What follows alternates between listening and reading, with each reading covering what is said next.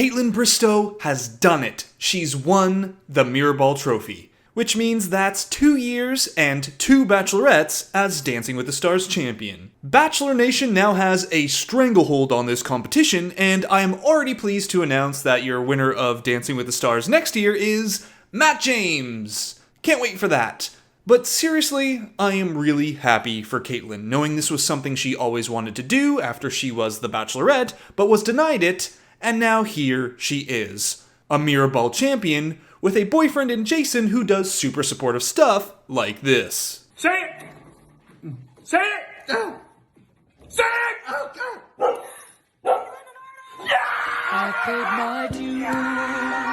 I mean, come on, just announce the engagement already, okay? But after all this, another W for Bachelor Nation on Dancing with the Stars, I'm just left feeling not excited.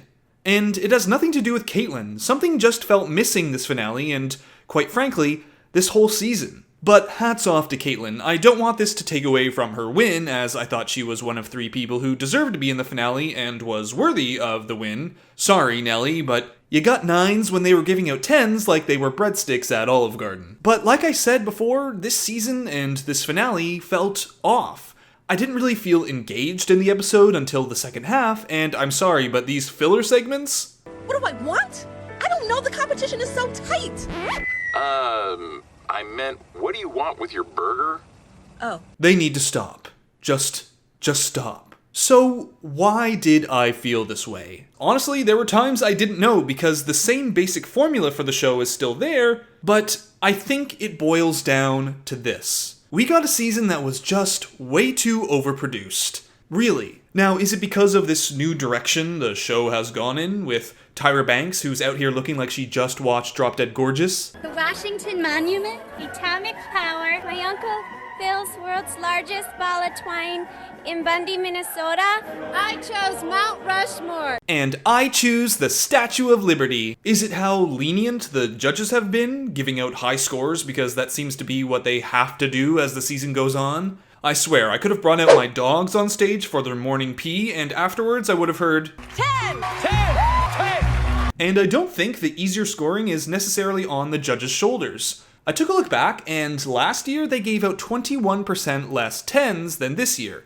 And I'm not including the episode where there was a 4th judge, Joey Fatone for Boy Band Night, who gave out 5 10s that night. It sort of felt like this year there was some pressure to be nicer and give kinder scores. Maybe I'm wrong, but I doubt that's a decision the 3 judges made, and is more likely something that was decided by the show itself. And talking about this now, I think I'm getting to the root of my main issue here, because when the scores feel undeserved, the season feels undeserved. Like, Nelly, sorry man, but you should have been gone a few episodes ago. No shade, really, but if you're Johnny Weir last night, you gotta be looking down at Nelly performing and going, Should be me down there. And it's not just the 10s, it was all the scoring that seemed wonky. As if they decided, okay, after week 6, we're not giving anything lower than a 7. After week 9, no lower than 8s. And then for the semifinals, no lower than 9s. Unless someone's bad, then maybe one of us will throw them a point lower than what we're supposed to. I mean, at least last year, when Sean Spicer was kept on week after week, they kept his scores consistently and deservedly low. But as I was watching this year, the more that I felt scores weren't deserved, the harder it was for me to care about how this season went down. Like, let's take a look at Justina, who was someone I felt actually grew as a dancer. In comparison, there's Kaitlyn, who, okay, she improved upon that attack note, but mostly she was a great dancer from the start. Neve was arguably the most consistent dancer of the bunch, and Nelly was consistently okay. Still, all of the scores sort of had this upward trajectory, regardless of how well they might have done compared to weeks past. In my personal opinion, though, it was Justina who grew in that way the most as a dancer. But that sort of journey gets devalued when all the scores are fluffed up. Not to mention how much filler was thrown into each episode, especially as there were less and less dancers to take up time. I mean, I know there's always been a bit of this in the show, but did it seem like there was more? Didn't we used to have group dances to fill in some of that time instead of another Derek Hoff routine or some campy skit? I don't know, maybe it's because the show had to keep things socially distant and that changed everything. Maybe it's Tyra, whose Illuminati earrings are concerning me. Those are going to cause drastic lobe damage, Tyra. Drastic lobe damage. Maybe it was the fake crowd noises and booing controlled by one dude with a button. But you know, all the little things add up. And before we go, I also want to address Sky Jackson, who I thought was the frontrunner because of her potential audience vote. And I was wrong. Like, what happened there? Remember the week she fumbled but was saved from the bottom two because of the vote? Then all of a sudden that vote was gone and suddenly Nelly was getting boosted into the finals and placed above Justina at the end. So I guess when it comes to Dancing with the Stars, it's not so much about who has the biggest following, but who has the biggest following that's willing to vote week after week and keep watching the show. And for right now, or for 2 years in a row, that following is Bachelor Nation. It also might have helped Kaitlyn that there's currently a season of The Bachelorette going on too. Which, by the way, is something fans of Dancing with the Stars who aren't also fans of The Bachelor, something they're probably criticizing too.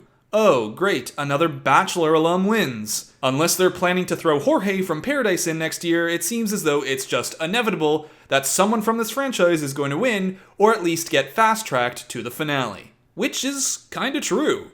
Kaitlyn had an advantage. I mean, I'm not taking away from her win, she still had to dance well, but someone like Johnny hardly had a chance in comparison. So while I'm happy for Kaitlyn, obviously this is who I was backing, I'm still left disappointed in this season. It just doesn't feel the same, especially without Tom. And, I don't know, Carrie Ann, Derek, Bruno, what would you rate it?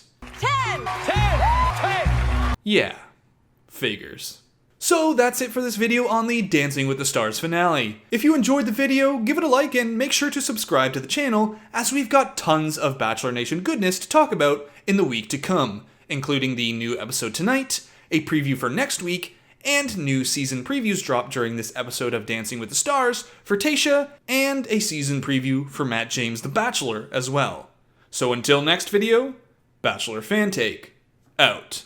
The Washington Monument, atomic power. My Uncle Phil's world's largest ball of twine in Bundy, Minnesota. I chose Mount Rushmore. And I choose the Statue of Liberty.